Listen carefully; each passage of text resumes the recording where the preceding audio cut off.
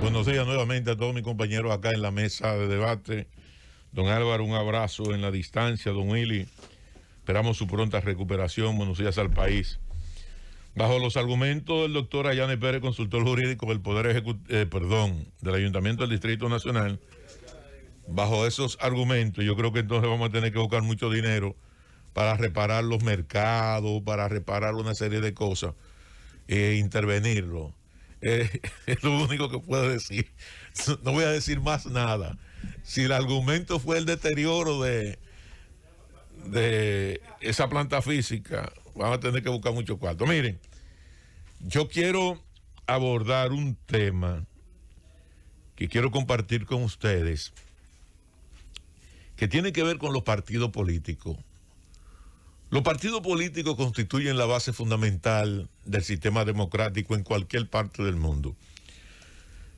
Los partidos políticos, sobre todo en América Latina, han venido con un proceso de deterioro progresivo, porque a la medida en que la sociedad ha avanzado, los partidos políticos en su conjunto, en su mayoría, se han quedado anclados y atrapados con metodología del pasado y no han logrado posicionarse frente a los anhelos de una sociedad moderna, una sociedad que va a una velocidad extraordinaria.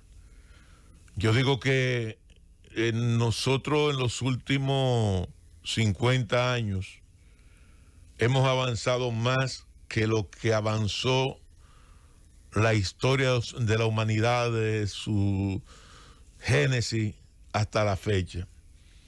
Estos últimos 20, 30 años, 50 años, superó la revolución industrial, superó el renacimiento, superó todo lo que fueron todos esos procesos evolutivos de las sociedades antiguas y de la sociedad moderna. Lo hemos superado y cada día se acelera más el proceso del conocimiento. El conocimiento anteriormente era individual. Hoy el conocimiento no tiene frontera. Hoy el conocimiento es colectivo. Hoy el conocimiento es horizontal, no vertical. Porque cualquier individuo que quiere especializarse en un tema solamente tiene que acudir a una computadora y comenzar a trabajar sobre un tema específico y comenzar a demostrar y hacer tesis alrededor de un tema y plantear hipótesis y hacer demostraciones. Entiendo que la sociedad ha ido avanzando de manera extraordinaria. Entonces eso obliga a los partidos políticos a tener que colocarse a tono y colocarse incluso a la vanguardia de las sociedades. Si algo le critiqué yo siempre al Partido de la Liberación Dominicana y le decía, bueno, es que el PLD transformó la sociedad dominicana, pero como partido político no se transformó a sí mismo. Creo que hoy el Partido de la Liberación Dominicana está haciendo lo correcto, está trabajando en un proceso interno maravilloso, en una reestructuración interna y en una modificación sustancial de todo lo que es su visión alrededor del tipo de partido político que necesita la sociedad. Ahora bien, aquí hay un... Quiero darte la buena nueva de que hemos hecho contacto. En los próximos minutos lo vamos a tener ya en línea con Sigmund Freud Mena, porque con todas las buenas nuevas que se han generado en torno a Pedernales, hemos hecho contacto con él para que luego de que le haga su comentario, para que él pueda compartir con nosotros los detalles de la inversión, el cronograma de la misma, el alcance en infraestructura, el tema del respeto al medio ambiente que dejó muy claro el presidente de la República en cuanto a mantener la parte de Valle de las Águilas y todo eso, para que lo tomemos en cuenta. Y como tú manejas muy bien los aspectos de Pedernales y sobre todo temas de inversión, para que pues podamos compartir con Sigmund Freud en unos minutos sobre todo el alcance de este importante proyecto de desarrollo que es Pedernales. Entonces, yo diría, y hago el enfoque sobre el tema que tiene que ver los partidos políticos, precisamente fundamentado en ese análisis que hizo Nayib alrededor del informe del Programa de las Naciones Unidas para el Desarrollo. Aquí nosotros estamos lamentablemente construyendo una sociedad de odio, Estoy muy preocupado. Aquí se entiende que hay una generalidad, hay una banalidad del debate, hay una descalificación permanente, hay un canibalismo político dentro del propio liderazgo sin límite, sin respeto. Aquí se ha vendido la idea de que todo político es corrupto. Aquí se ha vendido la idea de que todo el que pasa por una función pública va a enriquecerse. Aquí se ha vendido la idea, y la sociedad lamentablemente la ha comprado, que en aras de yo llegar a una posición X determinada tengo que llevarme la reputación, no importa la forma en cómo yo logre el objetivo, llevarme a todo el mundo por el medio. Y no lo digo en función de los casos que tiene todo el derecho del gobierno y las autoridades de investigarlo y de llevar a los responsables, si se le demuestra, a la prisión, y someterlo a los tribunales y que los tribunales demuestren los niveles de responsabilidad y culpabilidad en cada uno de estos casos. No lo digo por eso. Lo digo porque cuando usted conversa y habla con todos los dirigentes del partido político, la verdadera estructura de los partidos políticos son las que sufren esa consecuencia. Son las que sufren esa consecuencia. Y nosotros tenemos aquí un liderazgo político sano hasta ahora, que tiene que blindarse, sí, yo creo que tiene que blindarse. Un liderazgo político que tiene una vocación democrática extraordinaria. Pero creo que hay también un liderazgo irresponsable, orquestado alrededor de una supuesta sociedad civil que pretenden dirigir el Estado desde un escritorio, manejar política pública de un escritorio sobre la base de descalificación a los propios actores políticos. Pero esos sectores no son capaces de ir a un barrio a conversar con la gente y a compartir los sentimientos y las necesidades de esa gente, ni ayudar a esa gente a transformar su vida a través de una reivindicación social colectiva. Porque pretenden desde una oficina financiada en la generalidad de los casos por agencias intergubernamentales, internacionales, definir políticas públicas y gobernar desde ahí a través de una presión mediática sobre la base de desacreditar el ejercicio de la actividad política. Y por eso usted ve que hay mucha gente que prefiere quedarse sentada en su casa, que al final a ese tipo de comportamiento psicosocial es que deriva esta encuesta, los resultados de esta encuesta. De gente que quiere ayudar a transformar la sociedad, de gente que quiere meterse en un partido político, pero lo frenan diciendo, no, es que todos los políticos son ladrones, y yo no voy a ocupar un puesto público, como conozco una gran cantidad de gente de este gobierno vinculado al PRM y de otros gobiernos vinculados al PLD, que dicen, yo jamás en la vida ocuparía un puesto público porque lo que yo me he ganado, no en función de los recursos económicos que tengo, sino en función de mi honor, de mi moral, de mi familia, que es lo más hermoso que he construido, nadie absolutamente me lo va a destruir en un medio de comunicación. Como siempre, ese interesante y profundo análisis que tú estás haciendo y que hace un rato que hizo también Nayib Chaed sobre el mismo tema, cuando dio a conocer exclusivo en la Z los detalles del PNUD, del organismo especializado de las Naciones Unidas, y te he escuchado analizar los pros y los contras de la sociedad, de la política, de los partidos, de qué quiere la gente, qué no quiere la gente, de por qué muchos rechazan ir a posiciones públicas para que no les hagan acusaciones.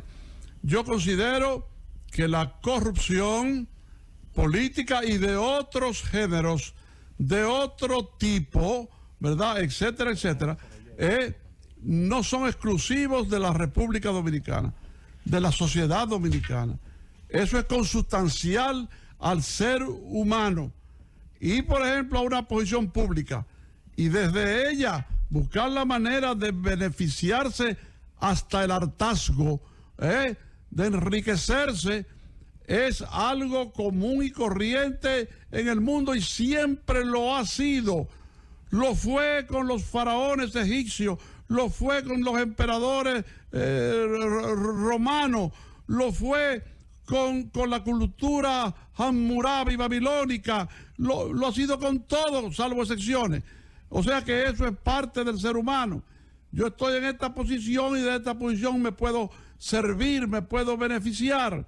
Por eso inclusive vemos como personas honestas que siempre han mantenido una línea, una conducta, ¿verdad?, intachable, caen en eso, porque también hay que tomar en cuenta que llegan a posiciones con determinados familiares, porque no son solos en este mundo, ni llegaron con los ovnis, familiares, amigos, colaboradores, colegas, lo que sea, que dan malos consejos, que influyen de manera negativa. De manera que, excúsame la interrupción muy larga, esa condición, ¿verdad?, no es exclusiva del dominicano.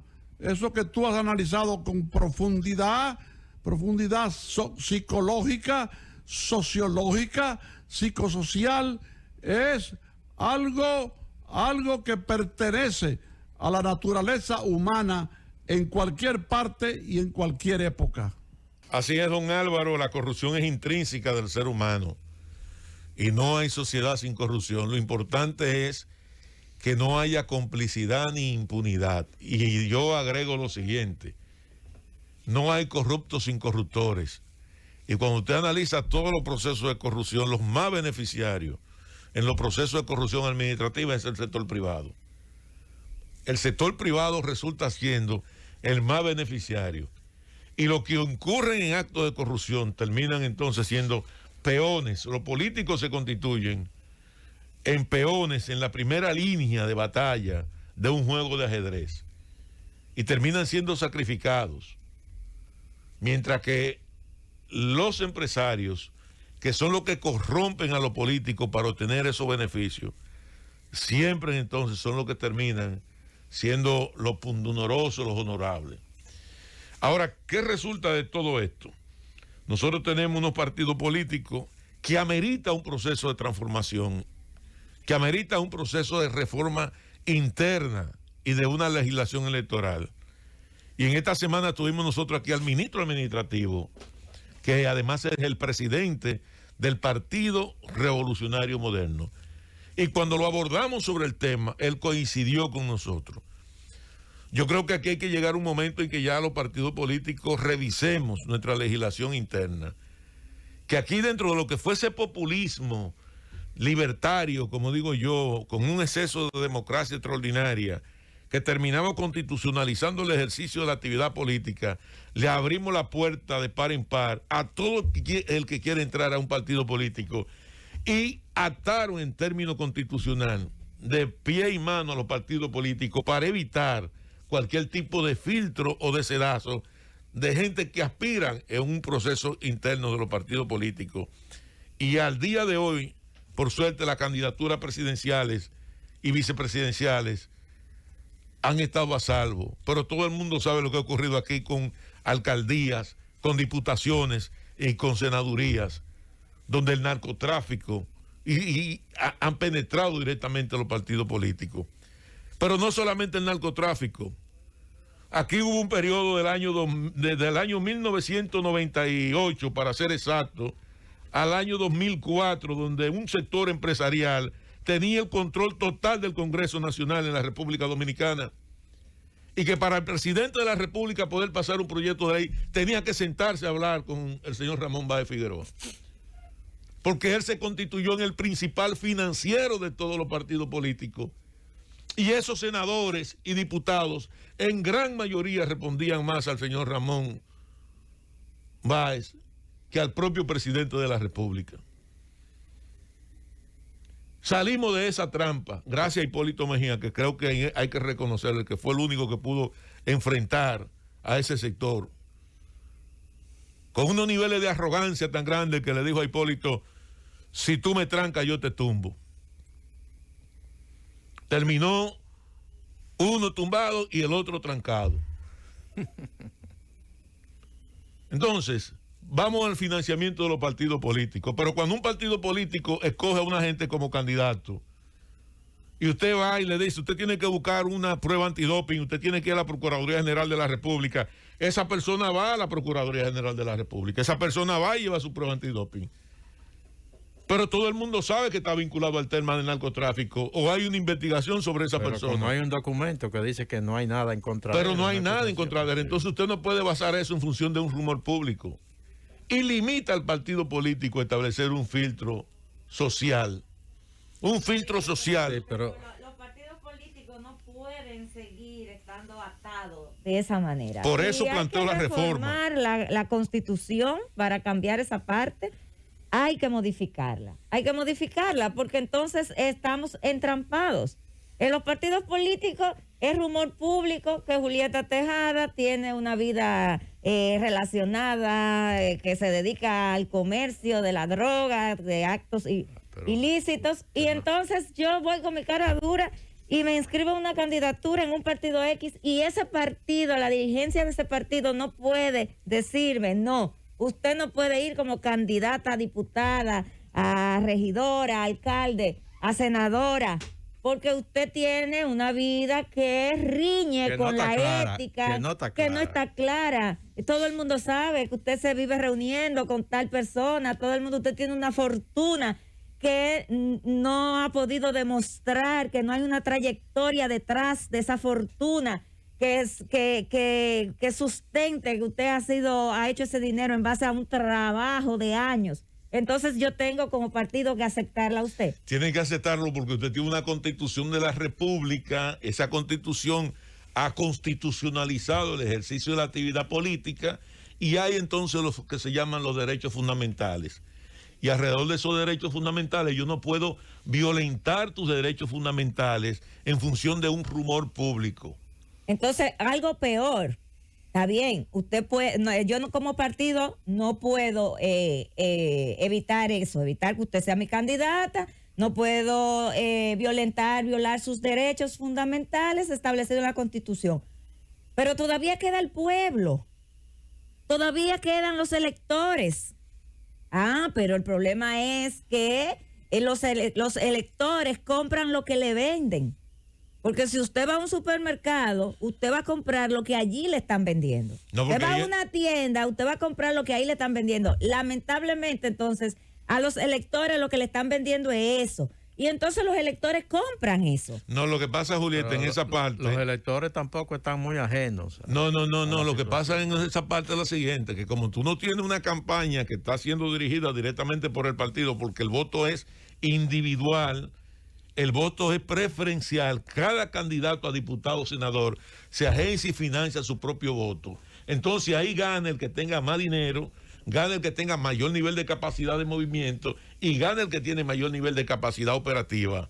Y entonces lo que hacen es que estrangulan lo que es el liderazgo social de ese partido político. Entonces sube el liderazgo que está fundamentado en el dinero, en la generalidad de los casos, dinero que proviene del crimen organizado. Yo creo que eso es lo que nosotros tenemos que debatir como partido político, como sociedad en estos momentos. ¿Cuál ha sido el resultado que nos ha dejado a nosotros tener este sistema de partido político? Un sistema de partido político penetrado totalmente por el crimen organizado y que no escapa a ninguna organización política. Porque lo que yo estoy diciendo no escapa a ninguna organización política. Aquí hay partidos políticos que rechazaron candidaturas. Sin embargo, otros partidos las recogieron. Llévatelo, Cundo.